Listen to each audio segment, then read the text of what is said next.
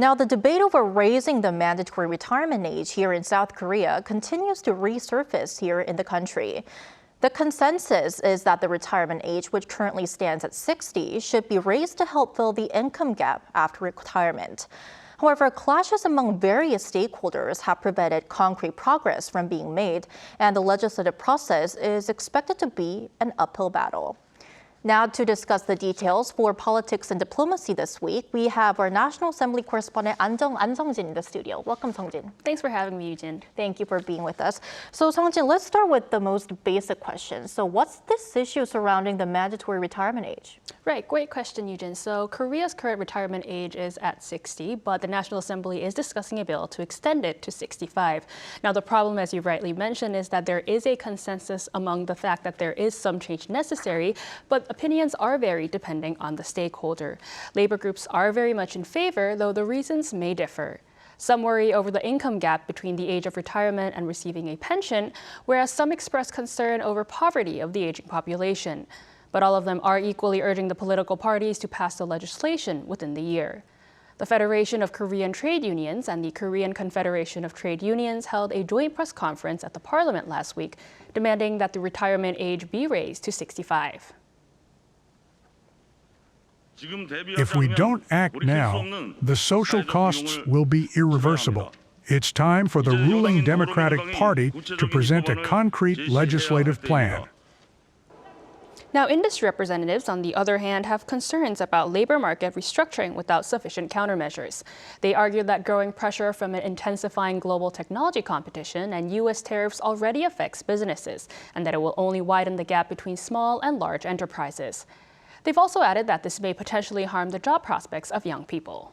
According to Bank of Korea research, when the retirement age of 60 was first introduced, for every additional worker hired aged 55 to 59, the number of young workers aged 23 to 27 decreased by as many as of 1.5. I see. So we always want to know the big question, which is why. So why is addressing this issue so important? Right, this reason is important for South Korea because South Korea is transforming into an age society where people above the age of 60 to 65 are taking up over more than 20% of the total population. Now, the birth rate hovering in the 0.8 range is at a record low. Now, what all these numbers mean is that as the working age population rapidly declines, the age for receiving a national pension continues to rise. This means that with the current retirement age at 60, this may leave a potential income gap of up to 5 years, which is why, regardless of political party, there's a consensus that there is an issue that needs to be addressed. Right. Tell us, Sung-jin, where do the main political parties stand on this issue? Right, so I've just briefly kind of touched upon it, but the ruling Democratic Party has reaffirmed its push for the bill by the end of this year. But whether, as we've just talked about, the move will gain momentum is actually still in question. It's a positive measure that can make good use of skilled workers.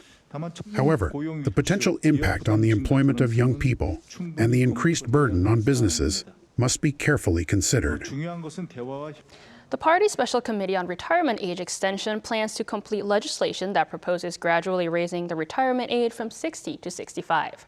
Several timelines are under discussion, with a possible completion date around 2033 or 2041.